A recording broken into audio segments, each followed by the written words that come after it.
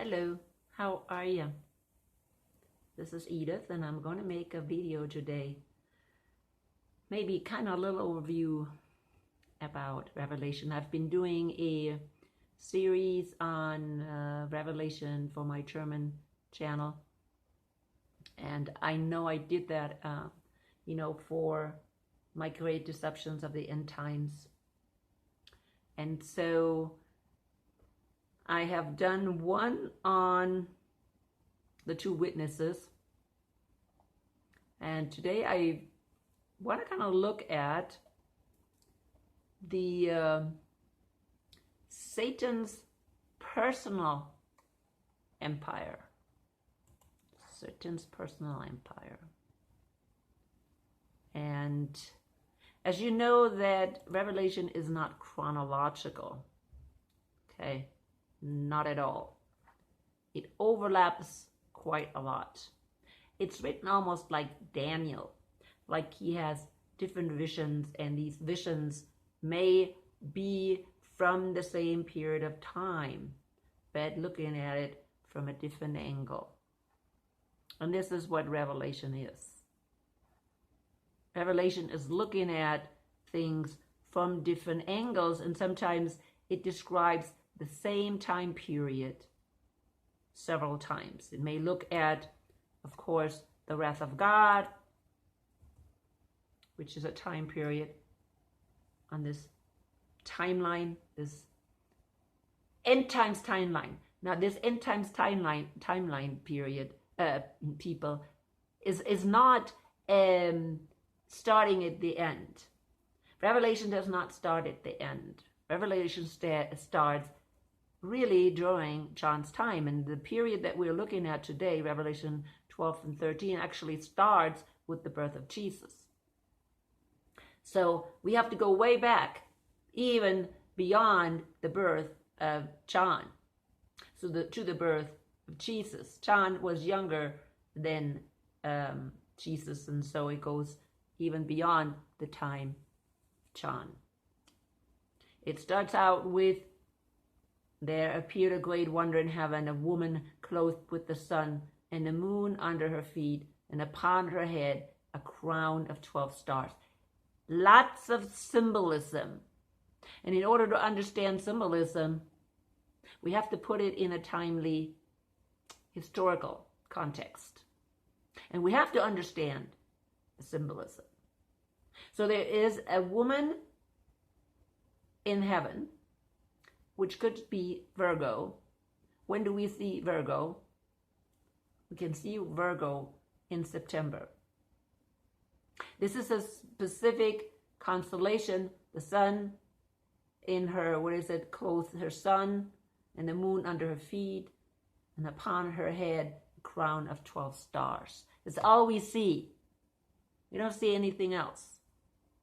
Now, we can assume other things, but I don't want to do that. I don't want to assume things. This is what we're seeing. Now, the heavens reflect what is really happening in reality with this real woman. Okay? This real woman. Heaven reflects what's really happening on this earth. And there is also on this earth a woman. And she has, 12 stars, a crown of 12 stars. Who could that be? A woman that brings forth, we're going to see in a minute, a son. Okay? Because she's being with child, cried, travailing in birth, and painted to be delivered. Okay? So in other words, she was in child labor. And there appeared another wonder in heaven. Behold, a great red dragon, having 7 heads and 10 horns, and 7 crowns upon his head. This is symbolic. But I want you to keep that in mind. How does this dragon look like? Great red dragon.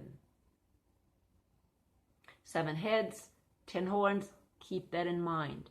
Why? Because that's important when we go to chapter 13 and we see that now this empire that starting out of this ocean, the beast, which is always an empire, it's always a political system. We know that from Daniel 7. Okay? That political system, there are four beasts in Daniel. It's Babylon, Persia, Greek, and Rome. And Rome turned into a really strange beast with 10 horns and I think 7 heads, right? Just like the dragon. We see now why this happened. Why did this empire, this earthly empire, turn into the likeness of the dragon? And we'll see that in a minute.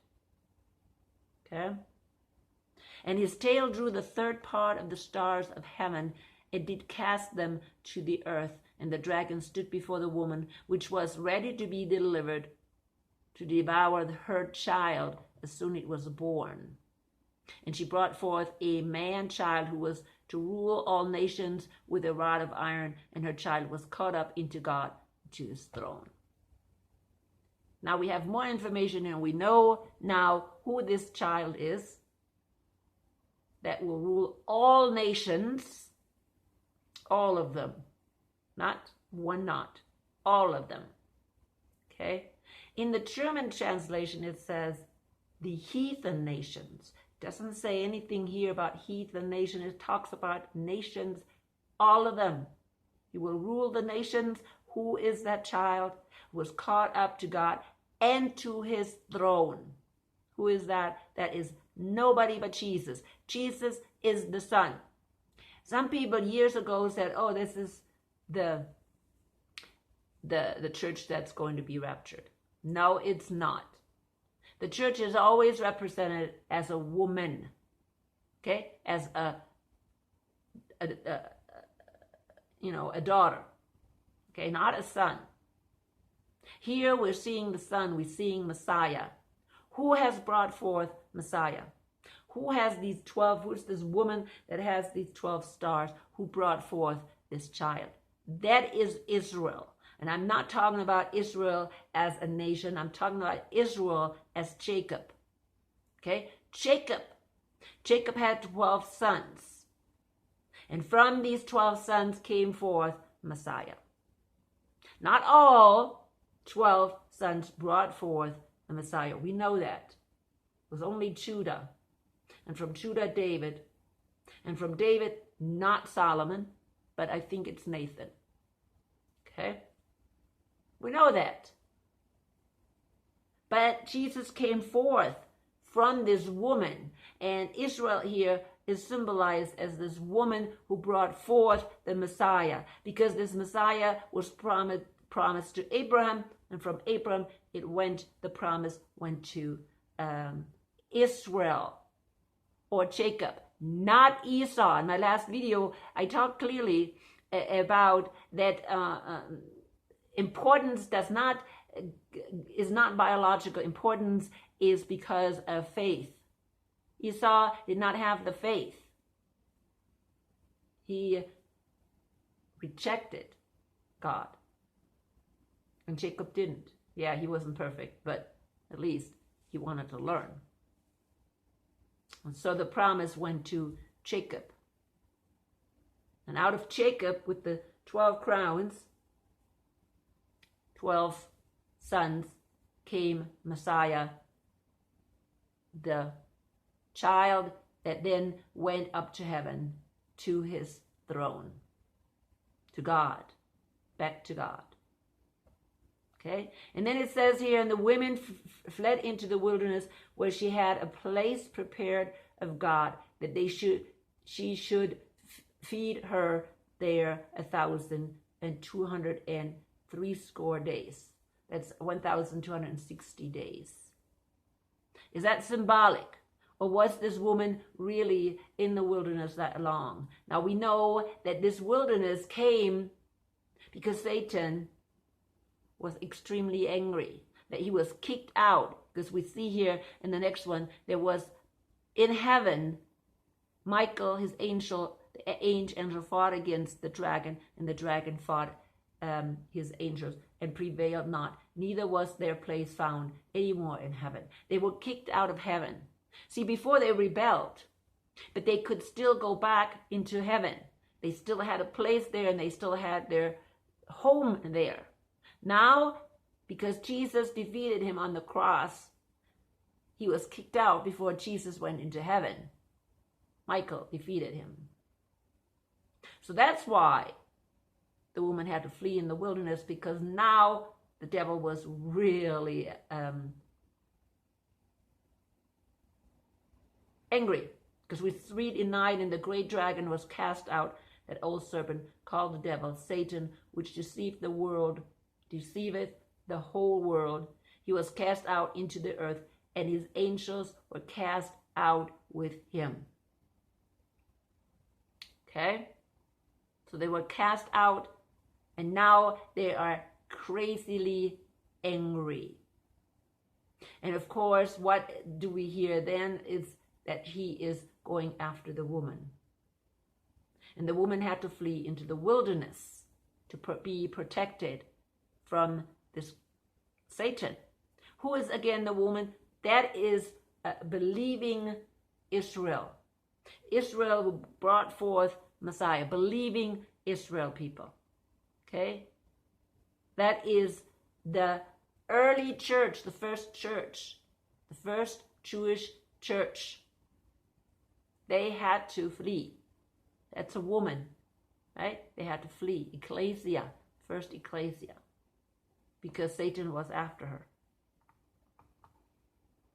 And I heard a loud voice saying in heaven, now is come salvation and strength and kingdom of our God and the power of his Christ. For the accuser of our brethren is cast down, which accused them before God day and night.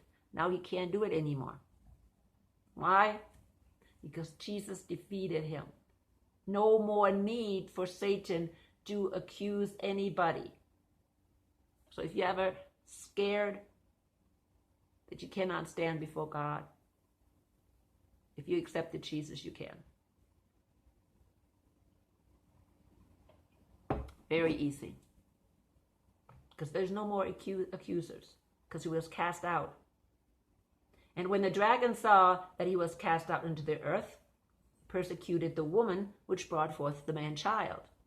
And the woman were given 2 wings of a great eagle, that she might fly into the wilderness, into her place, where she was nourished for a times and a half from the face of the serpent.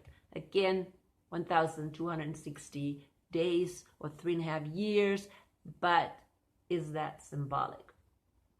Now we know that the church did flee into the diaspora. Why? Because dragon used Rome to destroy Israel or Judah. Okay? Dragon was really upset. And he destroyed the Jews. So they had to flee, or else they would have been killed. And God protected them. And the serpent cast out his mouth water as a flood after the woman, that might cause her to carried away by the flood. And the earth helped the woman, and the earth opened her mouth and swallowed up the flood, which the dragon cast out of his mouth. That's all symbolic. Okay? Very symbolic. The dragon put a lot of stuff in this woman's way. In the first church. Ecclesia.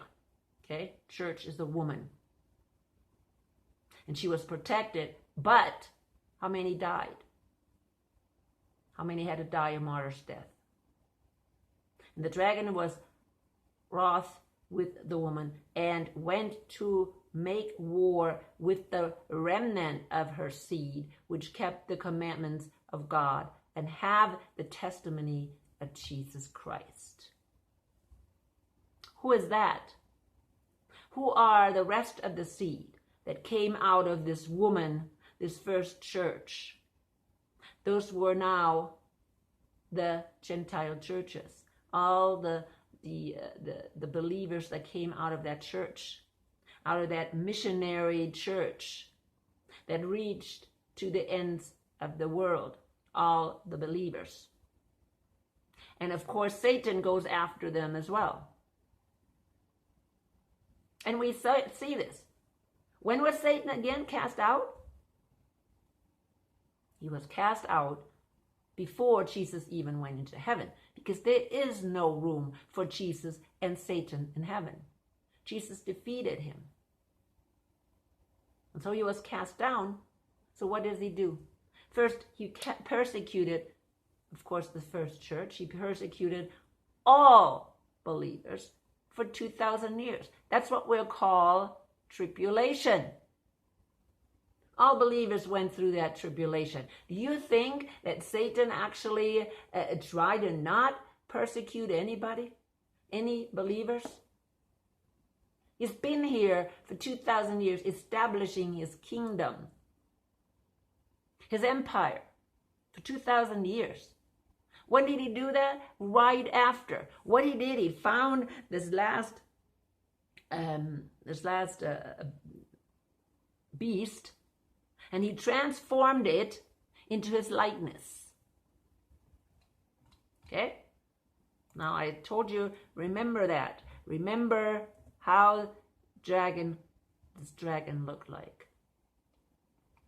And this is how the beast is going to look like, that he is creating in his image. There is no gap in between. This is historically what happened. Okay? 12 and 13.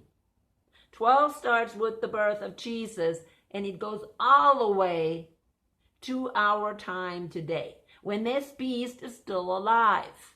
It's been alive for I don't know how many years, 1,700 years.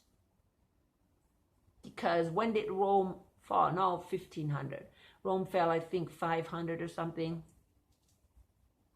And after that,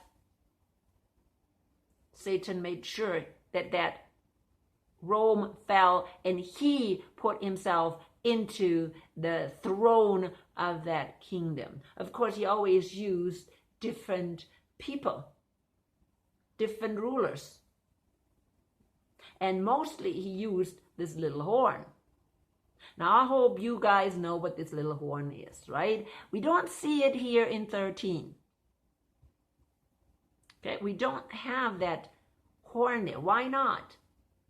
Because John looked closer and he saw, instead of this little horn, he actually saw who this little horn was. And that little horn was the whore that we will see in Revelation 17. We don't see her here.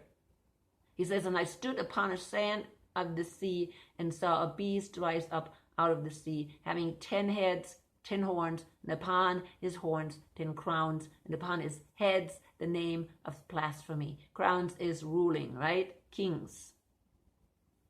There's blasphemy on these horns on this beast. We see that again in 17.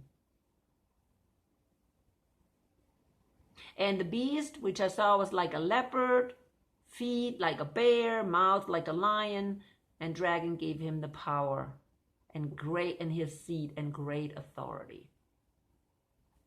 Because he created it in his image.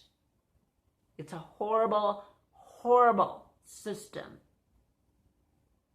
Now, what came out of the Roman Empire? Because that's all we have. We only have, according to Daniel, only 4 beasts that last all the way to the end. So, the Roman Empire is still alive. But that Roman Empire was transformed into these horns. Okay? But same beast. We see that in the statue as well. Iron. Now the bottom, the feet are iron and clay mixed. Iron still from the Roman Empire, which is the political system, which also is the military might. And the clay that's mixed in is the little horn, is Babylon the Great. That's the clay. That clay is mixed in with the iron, and that's why it's not functioning very well. okay? Because the iron is going to rebel eventually and end up in the Reformation or after the Reformation, and they rebel. They don't cling together very well. Papacy and the military, which is the worldly powers, they didn't cling very good. They're not really the same. But yet this little horn always wanted to rule every kingdom of this world. And they held everything together for the longest time until this one head was injured. We see that. That one head was injured, but it came back to life. That happened during the First and Second World War. Europe was actually very much wounded. And if it wouldn't have been for this beast out of the earth to keep things together, it would have been pretty difficult. Of course, when one power comes down, the next one has to be stepping in. And this next power that stepped in, the next beast, was prepared for that purpose for a long time. We think, oh, the United States is so great, but we are that second beast that Revelation 13 is talking about in verse 11. And I beheld another beast coming out of the earth, and he had two horns like a lamb, and he spake like the dragon, as a dragon. As a dragon means like Satan. Oh, the United States speaks like the dragon? Well, at first they looked like innocent, like a little lamb. But then all of a sudden it turned into this roaring monster. It wants to devour all the earth. Again, dragon-like, right? Because he got the power from the dragon. Same as the first beast. And they both exist side by side. One didn't fall down, one didn't come down, and then the other came up. No, they're now together. And they're being used together as one big, huge beast. And even their armies are combined under NATO.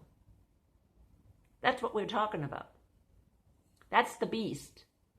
And then people stumble over this number 666.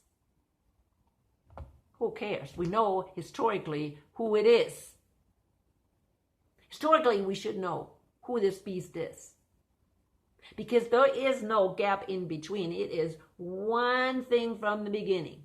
Okay? Oh no, there's no a time when there was nothing. The beast was there. Roman Empire seemed to be falling. But really out of their ashes came this beast with the horns. I'm not even sure if that beast actually really died, or it was just replaced by these European kingdoms. Actually, there was one guy, if you know, called Charlemagne. He really ruled over all of Europe. And then his empire kind of broke, I think, 2 pieces. But it doesn't matter. Europe was always in one country in Europe. One of these horns always was in charge of the world. World empire. Europe, this beast, always had world empire. Doesn't matter in what of the horns it was. England, Spain, Austria was a world empire as well. Germany, the Tsar. Those were the big horns that existed in Europe, that took turns really ruling the world. Now, of course, the question is who sits on top. This whore that sits on top. And I hope you understand that this whore, if you read the description, is the Vatican, the papacy, who ruled them all, who kept them all together. And when they quarreled against the Pope, like after the Reformation, They seem to go against the Pope. He already planned in the United States to find somebody else, another ally that he could use for his military power. The Pope doesn't have military. He's using worldly kingdoms for their military. They have to coax and mislead the worldly kingdoms to give him the power they need to do the wars that he intends for these worldly powers to do. That's the way it is. And who's all behind it? Of course, it's Satan. Satan knows he wants world power, people. Always wanted world power. And of course, he didn't like the Reformation, because the Reformation put kind of a halt on this plan. But what we have today is exactly this. We are right now where we are, and we have the two world powers in place for a long time. The first beast out of the sea has been here since 500, since the Roman Empire kind of fell. It didn't turn into another beast. It kind of morphed into it. I think that's what it is. You can say it morphed into it. Because Daniel tells us clearly there's only 4 beasts. And he described that 4th beast the same as the beast that John is describing. Okay? 10 horns. It's the same beast. But then he didn't describe, Daniel did not describe this 5th beast. He didn't see that. That while the 4th beast is there, there's also at the end going to be coming a 5th beast. He didn't see that. And John saw that 5th beast. But see, that 5th beast was not separate. It was, there at the same time. And we read that. Okay, read that. The two are working together. It says right here, and he exercised all the power of the first beast before him. That means that first beast is still there. Causeth the earth and them which dwell therein to worship the first beast, and whose deadly wound was healed. We're supposed to what? Worship it. Bow down to it. Respect it and follow it. That first beast. That's Europe. Okay? That's Europe. And he doth great wonders, so that he makes fire come down from heaven on this earth in the sight of men. Fire come down. We have that. Right? The bombs. The bombs. We have that already. He has power to do that. Well, the rest of the world too, but it doesn't matter. During that time, when this comes to power, that's when we have fire coming down. During that time. How long did it have this power? When did it get this power? It got it after the First World War and the Second World War. That's when Europe was wounded. Head wound. And if the United States would not enter the war, it would have looked totally different. But right there, Europe was wounded. The First World War, they almost killed each other. They almost killed each other. There's nothing left. And then, of course, the United States came into the side of England and won the war. Same thing with the Second World War. Same thing. And this is when the head wound happened. Head wound did not happen to the Babylon the Great. And please, don't make mistake. Do I mention Antichrist at any time? No, because he is not even anywhere. There is no Antichrist. There's no ruler at the end. One man ruler. Nothing. Doesn't talk about it. It talks about a beast that is always a system. It's a world system. It is a political system. It is an empire. world empire, like the Roman Empire, Persian Empire, okay? European, you can say the Holy Roman Empire, okay? Holy Roman Empire. Yeah, I hope you heard about that. Hope you learned about that. Holy Roman Empire. That's what we had. We had the Holy Roman Empire until really the First World War. And that's when it fell. Nobody could take the place anymore. I think the Kaiser tried to keep it, and then Hitler tried to revive this Holy Roman Empire again, and he couldn't. And that's when then the Pope decides, oh, we will go with this empire over here that's already starting. And they used the military power of the US. And that's what we have today, NATO. NATO is the military power of this huge beast that we're having. We have actually two beasts. We have the beast of Europe, and then of course we have the false prophet, which is the beast out of the earth. But this is just a short video. Actually, it's not that short, but just a video I wanted to talk about Revelation. And again, no, this is not always chronological. This section, 12 and 13, is chronological. Okay? When we then go into 14, something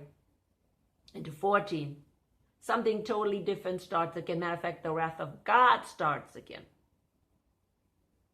Okay? Then we have the wrath of God until 14, 15, 16. And then 17, we're actually going back again and explaining more who is sitting on this beast. So you can see that John is not chronological in his visions. Now within the visions, we have chronology. We have a timeline, a chronological timeline. Okay? So 12 and 13 is really chronological. So, but I'm coming to an end. Hopefully you can understand that. If you have any questions, please let me know. And people, we always need to have the Holy Spirit to understand. If you don't have the Holy Spirit, that is so important, people, because once the rapture happens and you don't have the Holy Spirit, which is the oil in your lamp, you will not be raptured. You can say all you want, oh Lord, Lord. No, Jesus says, no, I don't know you. You can do all kinds of deeds, cast out demons even. Have we not cast out demons in your name? And Jesus says, well, I don't even know you. I don't know you. So no, we need the Holy Spirit, and we need the Holy Spirit to understand these things. And I have a feeling many people don't have the Holy Spirit. That's why they follow false teachers. That's why they don't understand what's going on. And these false teachers can just mislead them willy-nilly. They're just all over the place. It's all over. Because there's so many false teachers. And even these teachers, they're misled, I believe. Okay? Because they're just babbling what these other teachers are saying. But they don't understand it. It's pretty sad when just anybody can become, they go to seminary and become a pastor. Very sad. And the churches, they don't care whether this person has the Holy Spirit or not. Oh, as long as he went to the seminary. But hey, that's a different topic. It will come to an end. Let the Holy Spirit guide you always.